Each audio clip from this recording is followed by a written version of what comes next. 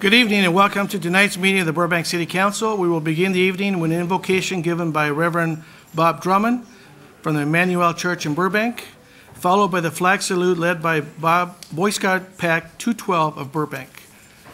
Is the Reverend Drummond here? No. In his place is Mr. Reverend Kramer. Bob is going to take care of you tonight. Reverend Bob Kramer. Let's pray. Lord, we thank you for allowing us to be here tonight. We thank you for our city and for all of our citizens. We pray you will continue to bless our city and that you always protect our children. Amen.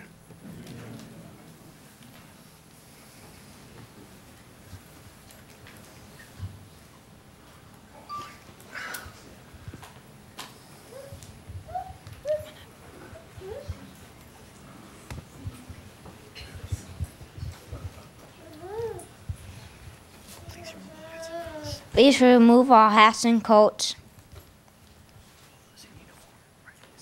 All those in uniform, right hand salute. All others, please place your right hand over your heart.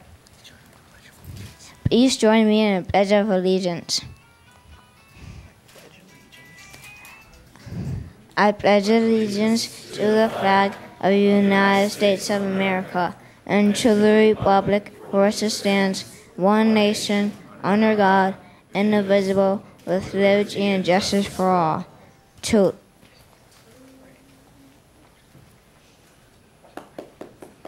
Good job, Josh.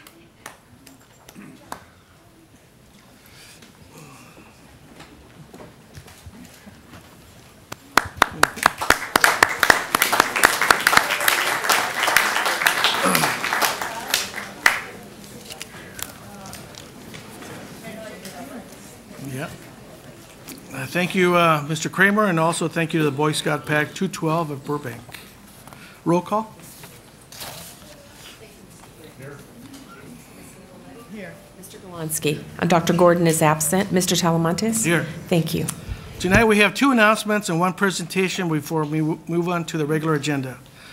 For our first announcement this evening, please join us for the annual reorganization of Burbank City Council at 10 a.m. on Tuesday, May 1st, 2012 in these council chambers. As a result, the City Council meeting will be dark that Tuesday, May 1st. On Thursday, May 3rd, the Council will have its annual goal-setting session, which will be held in the Community Services Room in the Community Services Building at 4 p.m.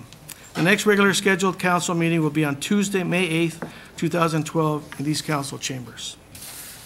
For a final announcement this evening, I would like to recognize one of Burbank's teachers for incredible achievement. Ms. Rebecca Milwaukee was named 2012 California Teacher of the Year, advanced to the next level, and after surpassing 50 other nominees, was named National Teacher of the Year for 2012 in a ceremony at the White House this morning.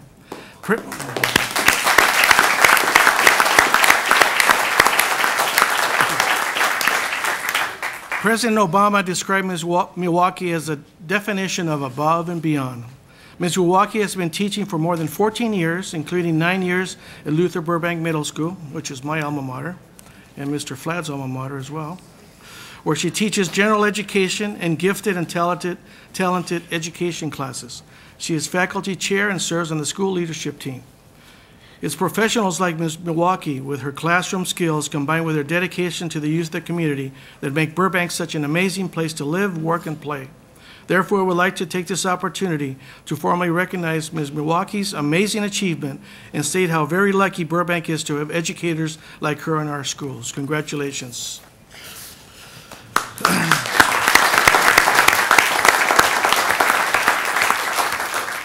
For our presentation this evening, I invite Arvin Segatigian, Burbank High School Armenian Club member, to the front to introduce the Armenian Genocide Commemoration Program.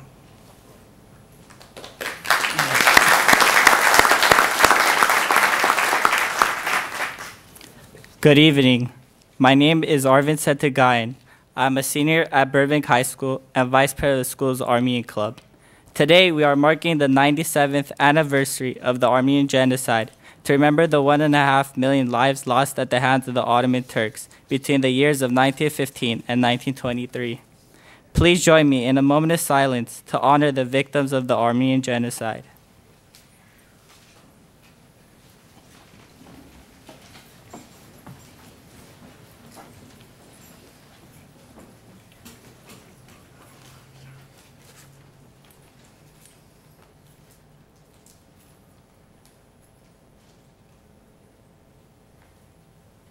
Thank you.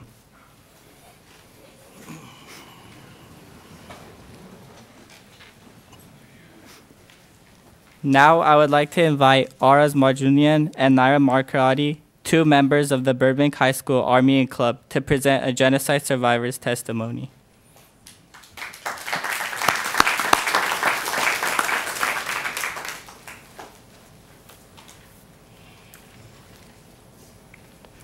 This is Catherine Margarian's story. I saw my father killed when I was 9 years old.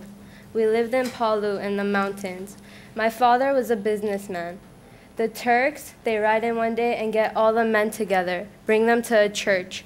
Every man came back out, hands tied behind them. Then they slaughter them like sheep with long knives. They all die. 25 people in my family die. You can't walk, they kill you. You walk, they kill you. They did not care who they killed. My husband, who was a boy in my village, but I did not know him then, he saw his mother's head cut off. The Turks, they see a pregnant woman, they cut the baby out of her and hold it on their knife to show. My mother and I, we run. They get one of my other sisters. She was 4. She ran away. My mother was hit by the Turks. She was bleeding as we go. We walk and walk. I say, "Ma, wait. I want to look for my little sister." But my mother slaps me, saying, "No, too dangerous." We keep walking. It gets darker and darker, but we still walk. Still, I don't know where. The Turks had taken over our city. Sometimes near the anniversary of the slaughter, my mind goes back there. You know, when I was 14, maybe 15, I have a dream Jesus comes to me. Says, "Give me your hand," and I want to get up and go with him, but I cannot get up. Then I am in the mountains where all the dead were, and I see flowers, every kind of flowers, no bodies. It is beautiful. Then I see the ocean and a boat. The boat that would take me to Cuba years later. I think this was God saying that I would be okay. I was lucky to live, I guess. God made me lucky.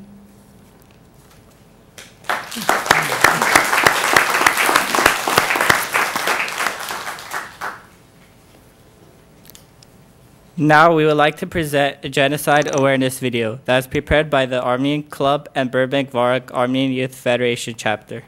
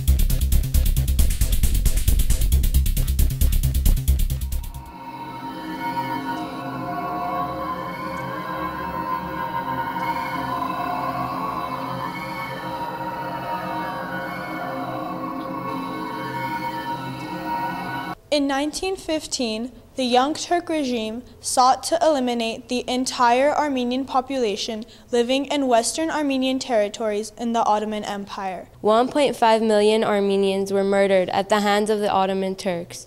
Armenians who survived the massacres of forced deportations found refuge in countries like Syria, Lebanon, Iran, Iraq, Egypt, France, and the United States. Thus began the formation of the Armenian diaspora, the population of Armenians living outside of their homeland. Armenia and Armenians across the globe still suffer consequences of the genocide. As the descendants of Armenian genocide survivors, we call on the government of Turkey, who still has failed to admit its predecessors' crimes committed against the Armenian people, to take responsibility for their actions and recognize the Armenian genocide. Although some people say that we should forget about the Armenian genocide because it happened almost a century ago, we believe that recognition of the Armenian genocide is crucial for attaining justice for the Armenian people. Justice is important for all people so that we don't lose faith in humanity. And we will rest assured that crimes like these will not be ignored. By recognizing and condemning past genocides, we as a human race will be able to prevent future crimes against humanity. If we do not recognize these past atrocities as genocide, we as a world are failing to stop this vicious cycle. A crime unpunished is a crime encouraged. if the perpetrators of these crimes go unpunished, we are giving the opportunity for future genocides to take place. The Armenian Genocide was a precursor for future genocides in the 20th and 21st centuries. Such genocides included the Jewish Holocaust, Cambodian Genocide, Rwandan Genocide, and the Bosnian Genocide. The cycle of genocide has still not ended. Millions in Darfur, a region in Sudan, are being persecuted and killed today. We as a human race must unify to make certain that crimes such as these will never reoccur.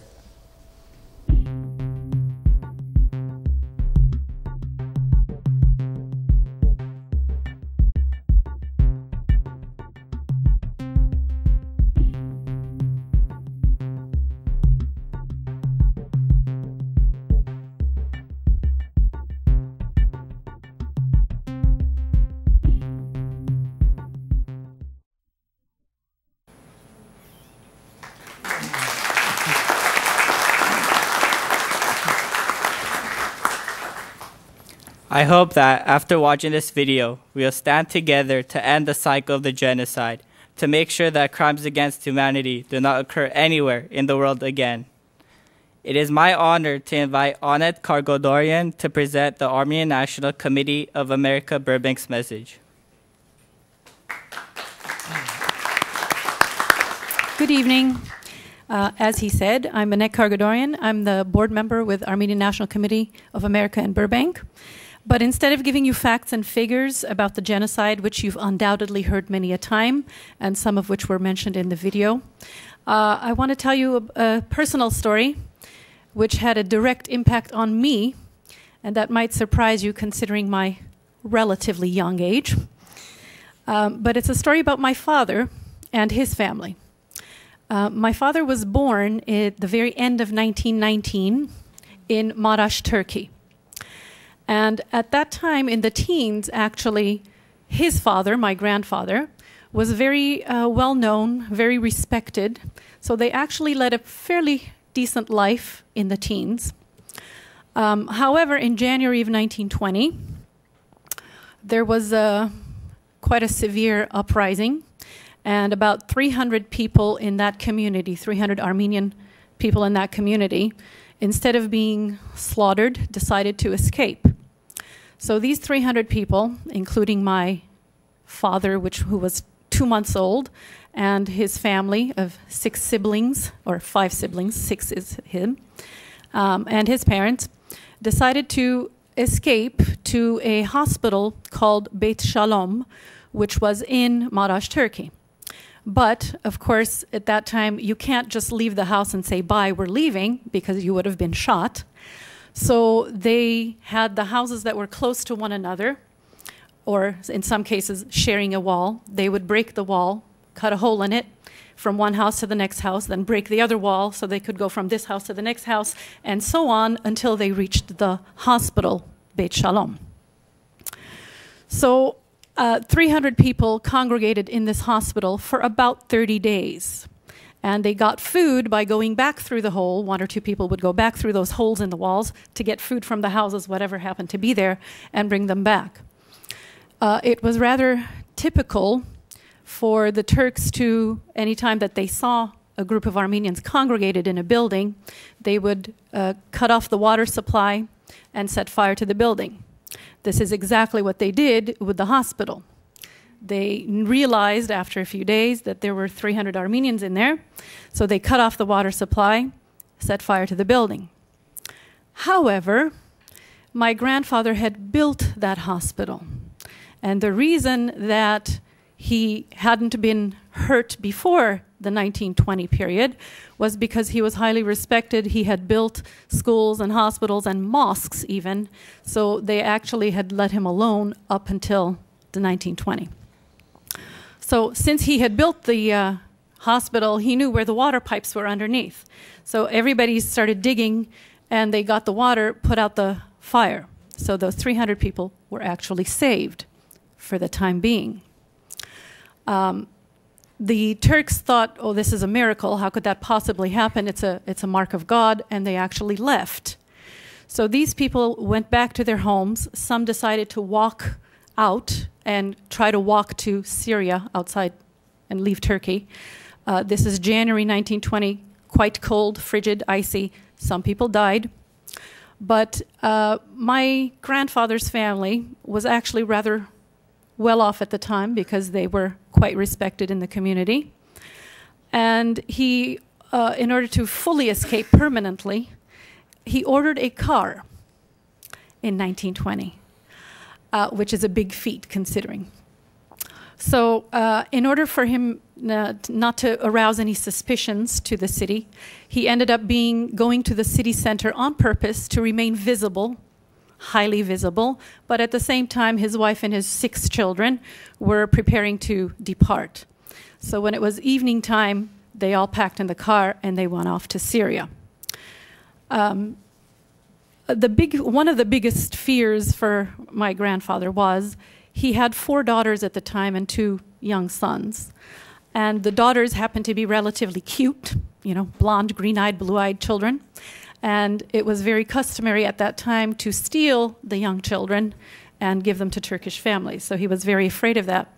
And even though he was respected, there were periods of time when everybody was being slaughtered, so they left. When they reached Syria, he saw too many mosques. Wasn't too happy about that, considering what had already occurred. So they decided to keep going to Lebanon, which is where I was born, actually. Now, had there not been any ethnic cleansing, my father would have remained in Turkey, probably become a very prominent family, actually, quite well off. Instead, of course, they ended up with 0 and having to start again with absolutely nothing, and leaving at age 12 to leave school so that he could feed his siblings. So had that not occurred, I'm sure my life would have also been very different. So I consider that a very direct result to me. Why is this so important? It's an old story, but the fact is, it's still occurring. It's still occurring now. Just this month, an Armenian clergyman was attacked in Turkey. This month. This is not an old story. The only difference is it's not on such a grand scale as it used to be. That is strictly the only difference. The same atrocities are continuing, just on a slightly smaller scale. So this is why it's very important to all of us. Short and sweet. Thank you for the time. But I'd like to invite Congressman Adam Schiff, who would like to say a few words.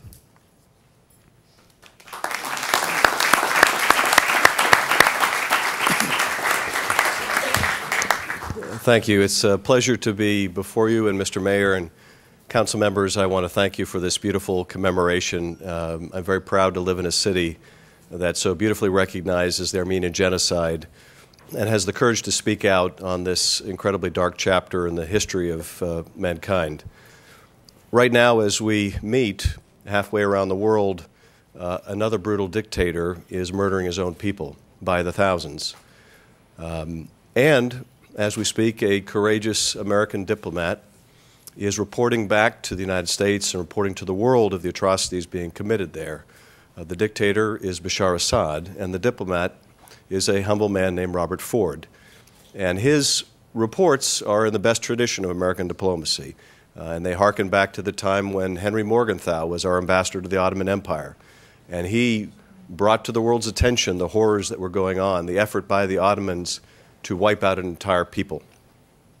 The example of Henry Morgenthau and Robert Ford is one that should be a source of great pride for us and a source of great example, I would hope, to the State Department at the highest levels and to our President.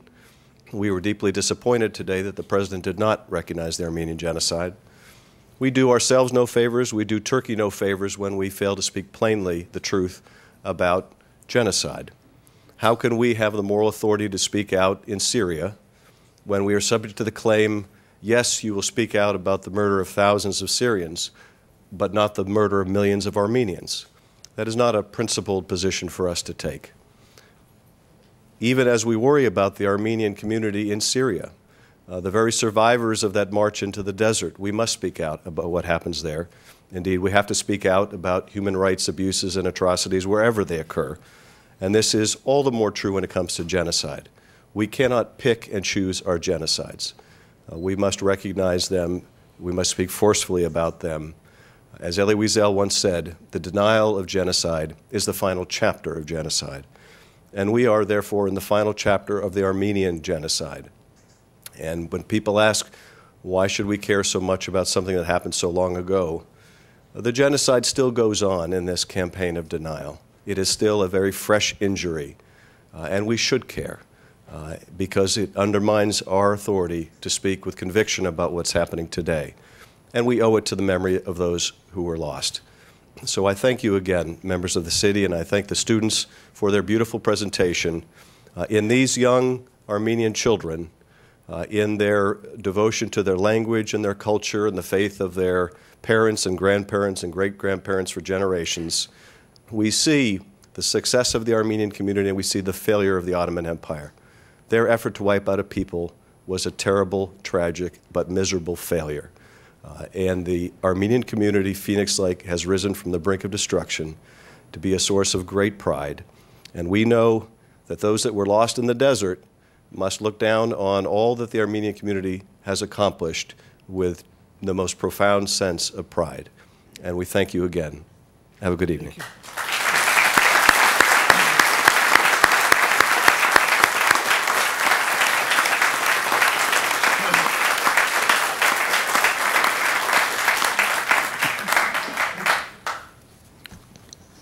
On behalf of the ANCA Burbank, AYF Burbank VAR chapter, and Burbank High School Armenian Club, I would like to thank the Burbank City Council for the continuous recognition of the Armenian genocide. I would also like to thank the community members in the audience for your presence tonight. Please join us outside at 7:30 for a candlelight vigil in honor of the victims of the genocide. Thank you. Thank you.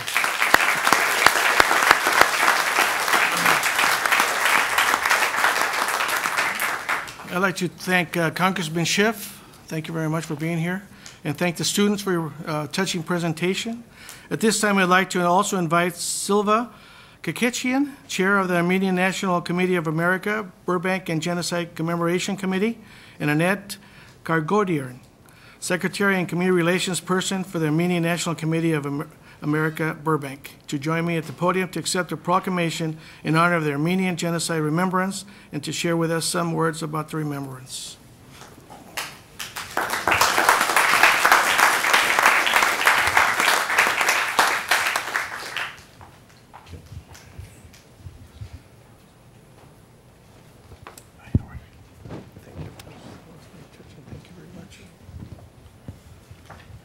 City of Burbank Proclamation, Armenian Genocide Remembrance Day. Whereas from 1915 to 1923, 1.5 million Armenians were murdered by the Ottoman Turkish Empire as part of the systemic program of genocide. And whereas April 24, 2012 marks the 97th anniversary of this tragic episode witnessed by officials and missionaries from the United States and Europe, including ambassadors and officials from Imperial Germany and Austria, both allies of the Turkish Empire. And whereas the people of the City of Burbank will continue to remember the atrocities committed against the Armenian nation and all humanity so that such horrors are never repeated. And whereas the people of the City of Burbank continue to dedicate themselves to the principles of equal justice for all people and are committed to promoting these values for all generations. Now, therefore, I, Jesse Talamantes, Mayor of the City of Burbank, do hereby proclaim April 24th, 2012 as Armenian Genocide Remembrance Day in recognition of those who suffered as a result of the Armenian Genocide. urge all citizens to join the Armenian community to overcome prejudice and inhumanity through education, appropriate observance, vigilance, and persistence, and call upon the Turkish government to resolve with representatives of the Armenian nation all grievances stemming from the genocide. Signed this 24th day of April, 2012. Thank you very much.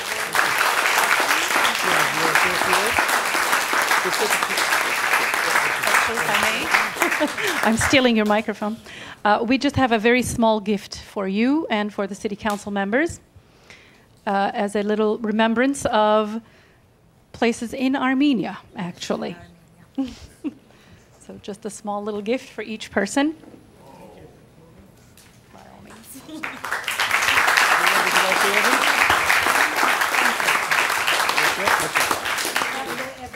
For everyone, we'll get. Okay, why don't we take a picture before we sit down? Let's sit down. Let's take a picture right here.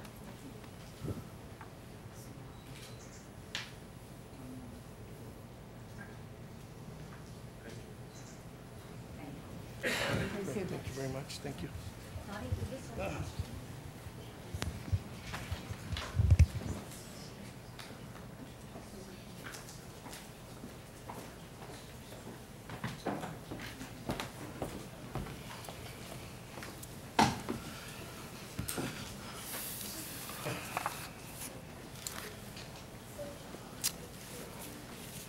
Thank you very much for attending tonight's Genocide Remembrance. We're going to move on to our regular scheduled agenda for the rest of the evening. It is now time for council comments. Do any of my colleagues have any items they wish to report out on? Ms. Gabaletti? Mr. Mayor, thank you to everybody who participated tonight in this remembrance. Last night I participated in an Armenian Genocide Commemoration event at the Armenian... Hello? It's not on? Maybe let the chamber. We'll find out. Keep going, we'll find out. I'll keep going. It doesn't sound like it. No, it doesn't. Oh, you can move his over. He's moved, there you go. How about this? Okay. Must be a conspiracy. Well, I just wanted to say again, thank you everyone for coming tonight and participating in this, especially to the congressman and Silva and Annette, all of whom bring a special meaning to the Armenian genocide. I did participate last night as a representative of the city of Burbank at the Armenian consulate in Glendale that opened in January for a remembrance there and a lowering of the flag. So I wanted to report that out. And among those who attended were the mayor and council members from Glendale, as well as a member of parliament from Canada, Jim Karagiannis, who introduced in 2004 a commemoration of the Armenian genocide through the Canadian government, and that was adopted and signed. So it was an honor to do that. On Sunday, I'll just briefly say I had the opportunity, again representing the city, to present a series of commendations to David Thomas, who achieved Eagle Scout with Troop 209. And I believe, Mr. Mayor, you were a pack leader in, yeah. Founding member. So it was a very nice event. It was Mitchell and Anne-Marie Thomas, and then David's two brothers, Mark and Peter, and a tremendous number of scouts were there, all different levels of scouting. So it was a great achievement for David. And other than that, those are my reports for this past week. Thank you. All right, thank you. Anyone else? I'd like to just report out on a couple of things. I attended, actually, I escorted our Assemblyman Mike Gatto on a tour of our Burbank Water and Power Eco Campus. He wasn't able to make the grand opening, so I had my office call his office to schedule a time where he was available and in town. So we did that on Saturday. Very impressed. He says he's going to be using Burbank's campus as a model for the rest of the state. So I think it's paying off to show off our good deeds that we've been doing here in Burbank, especially at the Burbank Water Power Plant, and just share what we're proud of. And because obviously some of the elected officials that are not able to make the grand openings because of their schedules, So I reached out to just make it available whenever they would be in town. I gave the tour to Congressman Schiff about 3 weeks ago. It was one of the weekends that he was in town as well, so we were able to do that. So we're just showing off our Burbank Water Eco Campus. On Saturday, right after the tour, I went over to the Recycle Center and participated in the Earth Day Family Fair. Lots of people turned out, which is very good. I always like to see a lot of the community come out and participate in events that are put on by the city and just take advantage of all the services, all the information that's available. So it was a great turnout. I was very impressed. And I guess that's about it. That's all. Anyone else? Okay. Do any council members have any items they wish to request for future agenda items? Seeing none, we'll move on to the public hearing. This is the time and place for the hearing on the appeal